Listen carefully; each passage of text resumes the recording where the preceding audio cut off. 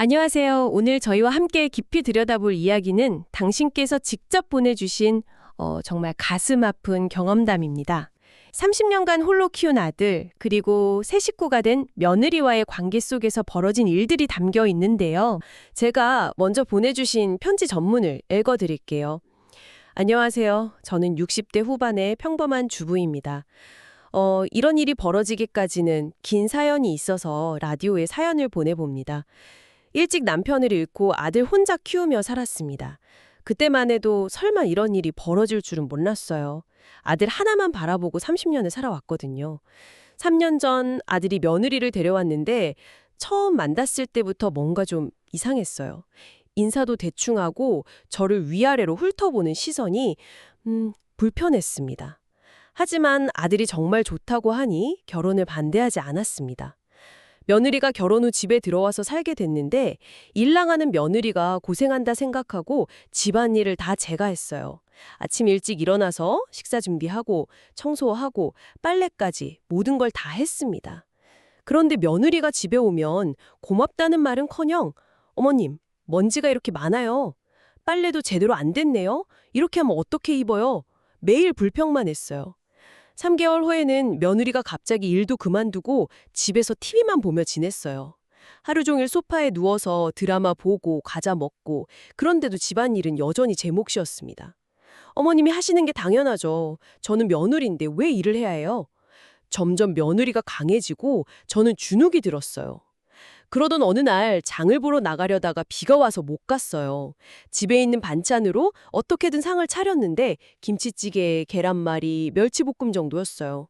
그런데 며느리가 식탁을 보더니 이게 뭐예요? 어떻게 이런 걸 먹어요? 그러더니 정말로 밥상을 확 엎어버린 거예요. 30년간 정성껏 차린 밥상이 한순간에 산산조각 났습니다. 공장에서 용접하는 아들이 힘들까봐 참아갔는데 이번엔 도저히 참을 수 없어서 아들에게 말했어요.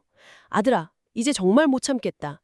그런데 아들이 며느리 눈치만 보면서 엄마가 좀 참으세요. 정말 허탈했어요. 나가라. 제가 소리쳤더니 며느리가 더 큰 소리로 내 집인데 왜 나가요? 어머님이 나가세요. 아들도 완전히 며느리 편만 들었어요. 결국 저는 갈 곳이 없어서 초등학교 친구 집에 신세를 졌습니다. 친구 남편이 회사 법무팀에서 퇴거 조치를 도와주겠다고 했는데 그 과정에서 며느리가 전화해서 당신 때문에 우리가 얼마나 힘든지 알아요? 정말 이기적이에요. 온갖 욕을 퍼부었어요. 아들 전화도 끊어버렸습니다. 결국 집을 팔고 시설 좋은 요양원에 들어왔어요. 그런데 며느리가 한번 요양원까지 찾아와서 돈 어디에 숨겼어요? 집 한 돈 당장 내놔요. 요양원 로비에서 소리치며 난리를 쳤는데 직원들이 내보내고 면회를 금지시켜서 이제는 조용해요. 지금은 요양원에서 편안하게 지내고 있습니다. 제 집에서 쫓겨난 건 정말 억울하지만 그런 며느리와 아들과는 인연을 끊는 게 나았다고 생각해요. 30년 동안 아들만 바라보고 살았는데 결국 이런 결과가 될 줄은 몰랐어요. 하지만 이제는 제 남은 인생이라도 편안하게 살고 싶습니다. 네. 정말 한자 한자 읽어내려가기가 힘들 정도로 마음 아픈 이야기입니다. 그렇죠. 듣는 내내 참 안타까웠습니다. 특히 30년간 쌓아올린 삶의 터전, 그리고 아들에 대한 믿음이 한순간에 무너져 내리는 그 과정이 너무 생생하게 담겨 있네요. 그 밥상을 엎는 장면은 정말 충격적이고요. 맞습니다. 이 편지에서 가장 먼저 눈에 띄는 건 뭐랄까, 관계 역학의 극적인 변화예요.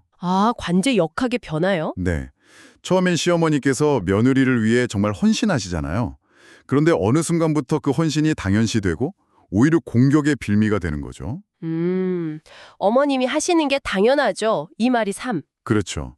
그 말 속에는 존중이 없는 건 물론이고 이미 권력 관계가 완전히 뒤바뀌었다는 게 명확히 드러납니다. 시어머니는 위축되고 며느리는 더 강해지고요. 무엇보다 가장 큰 상처는 역시 아들의 반응이었을 것 같아요. 평생 의지했던 아들이잖아요. 그런데 엄마가 좀 참으세요 라며 외면했을 때 정말 세상이 무너지는 기분이셨을 겁니다. 네. 모든 걸 참고 견디게 했던 마지막 보루가 네, 그 보루가 사라진 순간이니까요. 바로 그 지점이 이 관계를 파국으로 몰고 간 결정적인 분기점이라고 봅니다.